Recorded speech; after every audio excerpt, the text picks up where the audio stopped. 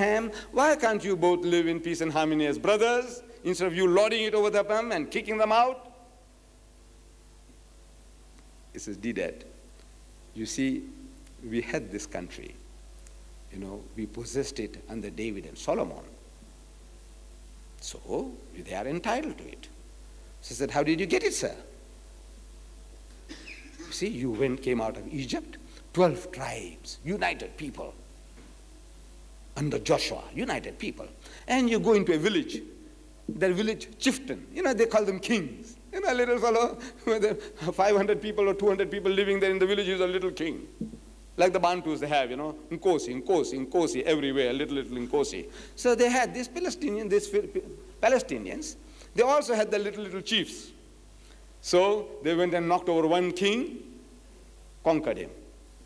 You are tribes, united tribes, 12 tribes against one little fellow there. And in one day they killed 30 kings. Can you imagine? They conquered 30 different countries. Can you imagine? No, what they did was one village, another village, they knocked hells into them. They didn't know that they were a nation. This guy is thinking his village is his country. He's not thinking that, look, those guys are coming along, let us unite and defend ourselves. No, this is mine, he lost it. That guy thinks this is mine and he lost it. And they lost 30 countries in one day. 30 kings, they killed the Jews. They killed 30 Jews. So I said, look, you knocked hells into the people because the people, they didn't know that they were a people. They didn't know that they were a nation. There's only one little chieftain and another little chieftain, you knocked them over and you took the land by force. I said, if that entitles you to that country, because your forefathers, David and Solomon, had it, then we would be entitled to Spain. I said, my forefathers ruled Spain for 800 years. 800 years the Muslims, and we have, they go today and see the monuments that my forefathers built. They're still there. If we had the power, can we go and reclaim Spain? He said, look, who built the Alhambra? You built it? My forefathers built it. So we go and claim it. I said, the Dutch, can they go back to Indonesia? I said, look, our forefathers ruled it for 300 years. The Portuguese, can they come back to Mozambique? They said, look, our forefathers ruled it for 500 years. Nonsense. But he says, Dad, we have it. It belongs to us. We got it now. I said, right, how did you get it? Might is right. Is that your principle? That by force of arms you took it away from the poor Arabs? If that entitles you to Palestine, then they have a right to take it back by force. Why are you complaining? If by force, if you are entitled, if justifies you taking away, possessing somebody else's property, then by force of arms they can reclaim it. What are you crying about? And the discussion went on for an hour. And this boss of mine, with the other Jews, they had sins. There's good-hearted people among them, Allah says. So he says, Dad, we didn't know that the Arabs had a case. This is his confession. We didn't know. In other words, they program from childhood into believing that this is ours, emotionally, this is ours. So anybody wants to defend his property, says, no, you have no right, you are barbarians, you are thieves and brigands, you have stolen our land, so we have a right to repossess it. He says, Dad, I want you to write this, and I will publish this in my Temple David magazine. It's a new synagogue of the Reformed Jews in Durban. He was the editor of this Temple David magazine. He said, look, you write what you are telling. You write, and I will publish it for you. I said, Mr. Beer, I can't write. And really, the writing is very difficult for me. Talking is very easy. I like to talk. But writing, what a burden it is, I know. So he said, no, Dad, you write as you speak, and I will improve it for you. I know he meant well, but we never came to that. What do you think happened the next day, from there on, in the firm? You expect me to be fired, no? No. From the day onwards, I have become Mr. Dad. Previously, it's Dad. Now it says Mr. D. He comes in the morning and says, good morning, Mr. Dad. He goes for lunch and says, good afternoon, Mr. Dad. Good evening, Mr. Dad. Dad becomes Mr. Dad. Promotion.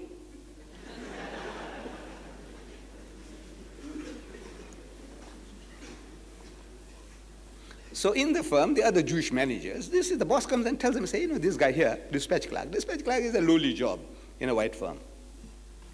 Say, this guy here, man, he made rings around us. You see? So he must have shared it with the other Jewish managers in the firm. So the guy knows something, you see. So while walking through one of the departments, clothing department, and the manager of the clothing department, Mr. Baynard, another Jew, he calls me. I was wearing a white dust coat, furniture trade. He said, come here, do that. I said, yes, sir. He says, you know, you made rings around Mr. Beer, I hear. But you know, you can't do that to me. He says, you know, as for Ishmael, Ishmael was a bastard. Look, this is how the brainwash program. As for Ishmael, Ishmael was a bastard, he says. You know, an Arab would have put a knife through him. But we couldn't afford to do that. So I said, Mr. Baynard, look, why don't you come home? We will sit down and we will talk. You know, bring your wife along and your friends will have meals together. I said, you can't do to me what you did to Mr. Beer. I said, who's talking about doing anything? You come home. Not interested. And every time I get an opportunity, Mr. Baynard, I said, you know my wife? I told her, and she is looking forward to receiving you and your wife. Come home. Every time I said, look, Mr. Baynard, come. You know, we are waiting for you. So he was persuaded. He comes. Mr. and Mrs. Baynard, Mr. and Mrs. Peel, and Mr. Townsend, who was a backroom boy for the Full Gospel Church. 3 Christians and 2 Jews. They come along. Same treatment, feed them well, take them to the masjid, bring them back. I said, now we have teas and samosas. So they're having teas and samosas. So I said, maybe now the guy softened. You know, the tea and samosa and our meals, you know, they're very good. It might have done the job. So I'm thinking.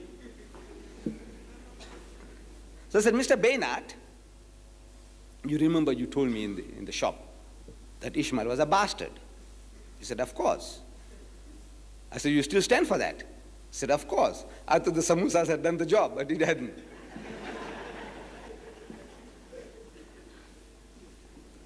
So I said, all right, Mr. Baynard, tell me now. According to the religion of your religion, Judaism, which is better for a man to marry his own sister and beget child by her, or marry a bondwoman, a slave woman, a negress, and beget child by such a woman? He said, no, the negress is preferable. According to the religion of Judaism, instead of having your own sister as a wife, you rather have a slave woman, a negress, a bondwoman, because that is what they insinuate, that Hajara, who was actually a princess of Egypt. But this rubbish, they say that she was a slave woman. I said, all right, even a slave woman. Which is better as a wife, your sister or a slave woman, according to your religion? He said, no, the slave woman is preferable. I said, very good. I said, you see, according to the laws of eugenics, inbreeding, which is better for you to have your own sister as a wife, or you have a slave woman, a bondwoman, a negress? He said, no, the negress is preferable. I said, according to your common sense, which is preferable, your own sister or this negress? He said, no, the negress is preferable. This is very good. No, the answers are right, correct. I said, you see, Mr. Baynard, when Abraham and Sarah, husband and wife, when they went to Egypt, it says, and Abimelech, I'm quoting from Genesis chapter 20, verse 12. You can check it up. And Abimelech, the king of Gerar, sent and took Sarah.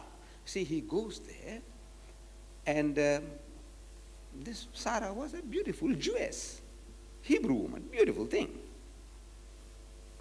So this king, you know, he's enamored, he wants her. And there is what is called the prerogative of kings. You know, in the olden days, you see the king has a right to take anybody's wife or mother or daughter, anything he wants. Hey, I want that woman. You can't say no, otherwise it can kill you.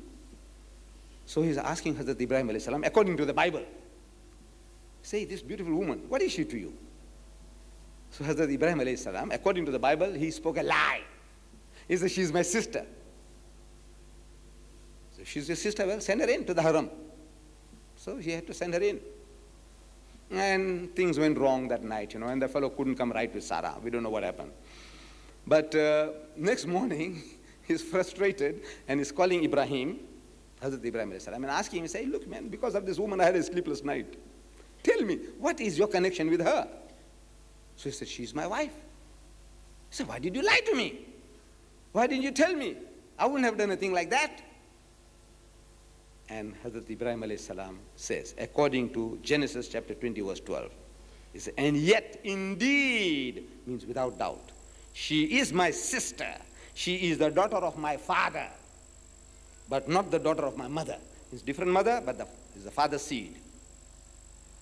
And she became my wife.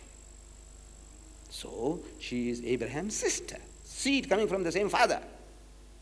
And you said, according to Judaism, according to eugenics, according to common sense, that the negress was preferable. And you say Ishmael is a bastard because he's a child of Hagar, through Hagar, a slave woman. So I said, if Ishmael is a bastard, then Isaac is a greater bastard according to your standards. Look, you have a right to speak like that. We dare not speak about the prophets of God. Hazrat Ismail alayhi salam, he was a prophet of God. Hazrat Ishaq alayhi salam was a prophet of God. But now you're arguing with the sick mentality. You got to get rid of the sickness. You got to give it to him with a sledgehammer. When it needs a sledgehammer, nothing else will work. If you say my man, my hero is what you say, then yours is worse. Any standard. Now, you know, when you show this, the Quran, the way it speaks about the Bani Israel, it's amazing. You see, in 1967, soon after the Six-Day War, I was around one of these tours of mine, lecturing. And the Jewish society here, students of the university, they saw some of our adverts, like you might have seen in the Argus. They stopped it. They said, one advert, no more. Some Christians, you know, they went and complained. So they said, no. We are paying for it through our noses, but said, no. They won't have another advert of ours. We couldn't have given to the Herald because we knew they wouldn't put it in. So we have to advertise by word of mouth, what we are doing now. So please go and tell your friends and bring your Christian friends and your Muslim friends. Bring them along to tomorrow night in the city hall. Crucifixion or crucifixion. So they saw some of our adverts in the newspapers and they phoned the organizers then. He says, look man, this Mr. Deedat of yours, won't he come and speak to us in our clubhouse in Rondebosch? They had purchased a church. The Jewish boys had purchased a church and made it into a club. We would like him to come and speak to us. Actually, at the back of the mind, it was soon after the Six-Day War. They wanted to see how the Muslim cringed before them. You see, well, you know, you gave knocked health into us. And cry and bewail, oh, so we'll fix you up in the future, we'll do this and we'll do that. They wanted to enjoy, get sadistic pleasure, you see, in working upon us. They want to know whether Mr. Deedat will come and speak. Oh, they asked me, I said, yes. This is my privilege. I can't say no. There's a sickness I have. And according to the appointment, we go there, and the chairman introduces me to the audience, Mr. Deedat, you know, the great man from Durban of the Islamic Propagation Center, and so on, so on, so on, so. And now